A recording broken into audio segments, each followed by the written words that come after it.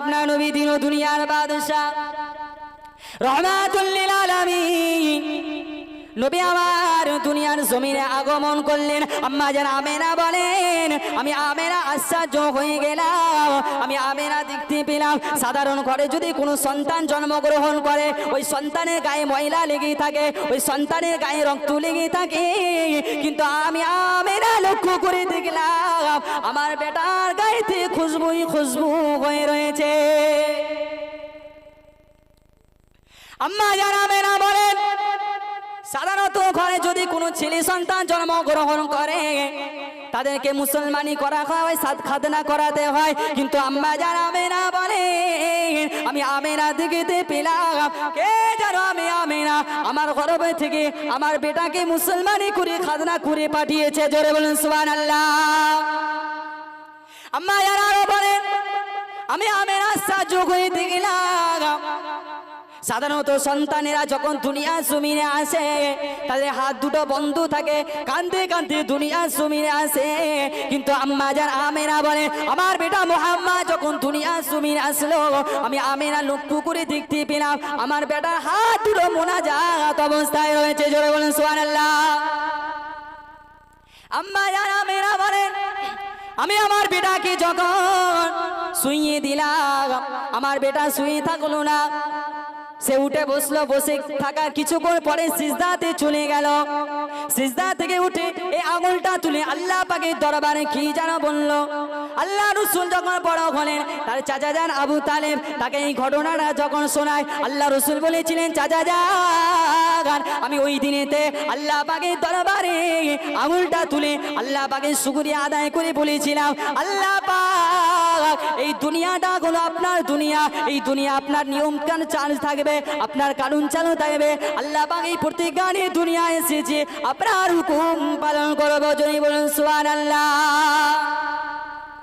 সেই নবী যে নবীকে আমার আল্লাহ পাক সৃষ্টি করলে আসমান জমিন চন্দ্র সূর্য আল্লাহ পাক কিছুই সৃষ্টি করতেন না। আরবের একটা প্রথা প্রচলিত ছিল যে সম্ভ্রান্ত পরিবারে যদি কোনো সন্তান জন্মগ্রহণ করে তাকে মায়ের দুধ পান করানো হয় না, মায়ের দুধ পান করাতে দেয় না। তারা বলে যদি মায়ের দুধ পান করে তাদের নাকি সম্মান কমে যাবে, নিয়ম ছিল একটা। তো তাদেরকে দাইমার কাছে পাঠানো হতো।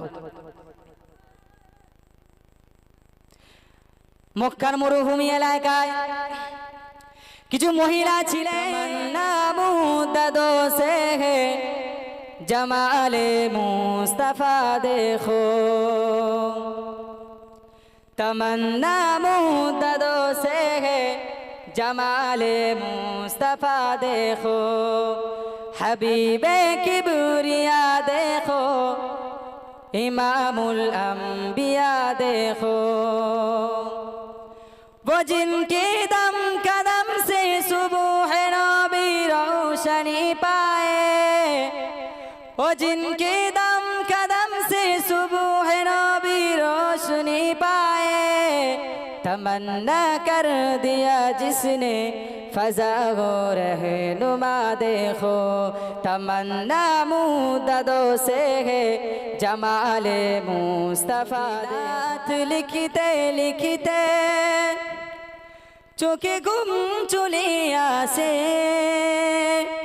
তুমি দেখা দিও রাসূল আমার শিয়রে এসে, যদি নাত গাইতে গাইতে চোখে ঘুম চলে আসে, তুমি ঘুম পাড়িয়ে দিও রাসূল শিয়রে এসে, তুমি ঘুম পাড়িয়ে দিও রাসূল স্বপনে এসে। আমি শব্দ গাথি গানে তোমার ভাবনায়, কত সুর মেখে যে তারে মনের মতো সাজায়। আমি শব্দ গাথি গানে তোমার ভাবনায়, কত সুর মেখে যে তারে মনের মতো সাজায়। যদি মনের মতো গাথা মনের মতো যদি মনের মতো গাথা মনের মতো না হয়, মনের মতো সাজিয়ে দিও গান আমার। আল্লাহ রসুলকে এবার দুধ মায়ের কাছে পাঠাবেন। আমার ভাইরা, রসুল্লাহ ছিলেন এতিম, আল্লাহ রসুলের আব্বা ছিল না সকলে। রসুলকে অবহেলা অলসতা করছে, কেউ নিতে চায় না। সেই সময় একটা কাফেলা মক্কার জমিনে আসছিলেন, মক্কার জমিনে একটা কাফেলা আসছিলেন তারা শিশুদের ঘরে নেওয়ার জন্য। তো সেই কাফেলায় ছিল হালিমা বলে একজন মহিলা। তো হালিমা ছিলেন গরিব, তিনি যে উটনি করে আসছিলেন সেই উটনিটা না খাওয়ার কারণে দুর্বল ছিলেন, না খাওয়ার কারণে উটনিটা দুর্বল ছিল। এমন তো অবস্থায় কাফেলাটা মক্কার জমিনে পৌঁছে গেলেন।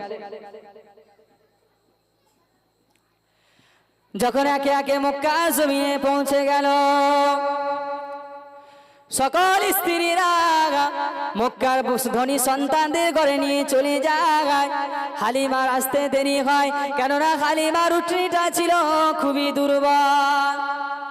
এ যুবকেরা, তরুণের আব্বারা, এ নবী বাগের প্রেমিকেরা, হযরতে হালিমার উটনিটা ছিল দুর্বল।